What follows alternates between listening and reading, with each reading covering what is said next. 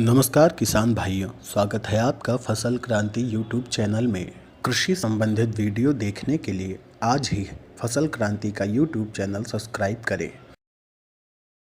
नमस्कार किसान भाइयों, मैं रविंद्र तेवतिया फसल क्रांति से। आज हमें सौभाग्य प्राप्त हुआ doctor CD. My, x commissioner of agriculture and renowned scientist in the cotton field, and उनसे हम बात करेंगे आज, क्योंकि वो एग्रो विजन के पूरे कर्णधार हैं। तो अब मैं पूछना चाहूँगा डॉक्टर माई कि क्या आपके विचार हैं और क्या आपका विज़न है आगे के लिए, किसानों के लिए। अभी ये हमारा जो एग्रो विजन है इसका ये 10वां साल है।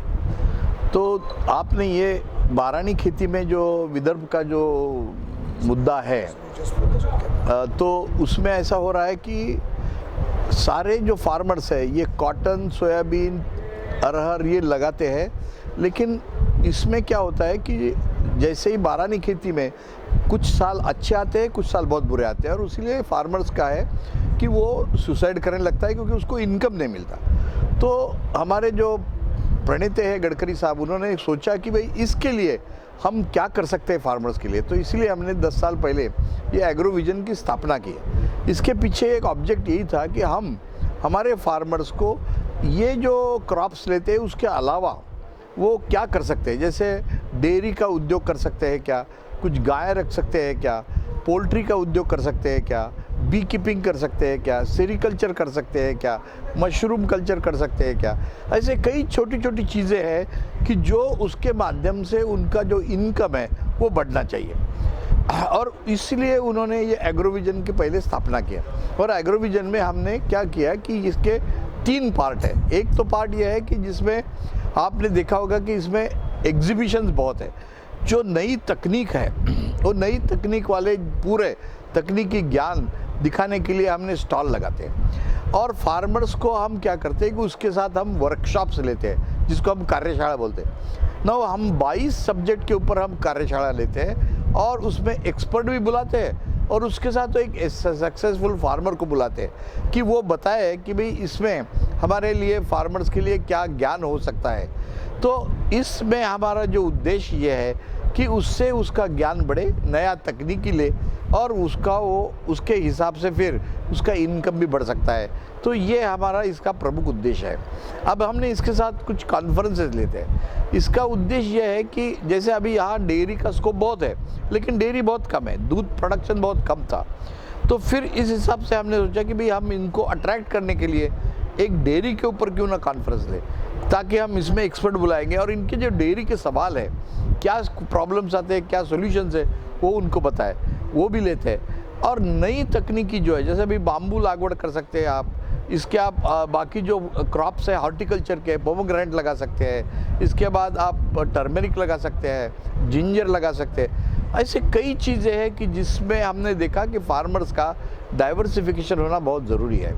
और उस हिसाब से हमारा ये जो एग्रो विजन है ये 10 साल से काम चल रहा है, और मुझे लगता है कि अभी इसका बहुत एक अवेयरनेस आ गया है।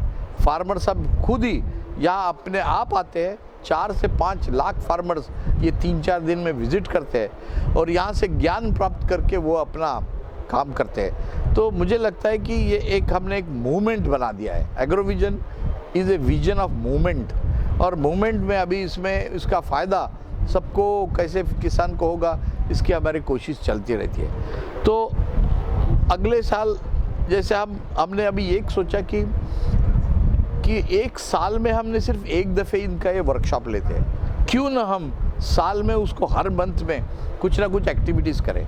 इसके लिए हमें एक सेंटर खोलने की ज़रूरत हो गई है, और वो सेंटर में हमने उनको ज्ञान जैसे अभी वर्बल देते हैं, तो डेमोन्स्ट्रेशन के साथ क्यों ना ज्ञान दे। इसलिए वो एग्रीकल्चर सेंटर खोलने की बात कर रहे हैं हम। और इसके लिए शायद अभी कुछ लैंड हम सोच रहे हैं कहाँ लेना है, वहाँ बिल्डिंग रहेगी, वहाँ खेत रहेंगे, खेत में हम डेमोन्स्ट्रेशन भी लगाएंगे, और फार्मर जो आएंगे तो वो जैसे ज्ञान मिलता है थियोरी का क्लासरूम में, वैसे वो प्रैक्टिकल भी देख सकेंगे। ये हमारा पूरा इसका आइडिया है, और इसीलिए मैं सोचता हूँ कि ये एग्रो विजन का अभी धीरे धीरे हमारा जो बढ़ रहा है, इससे हमारे विदर्भ के किसान को फ़ायदा होगा।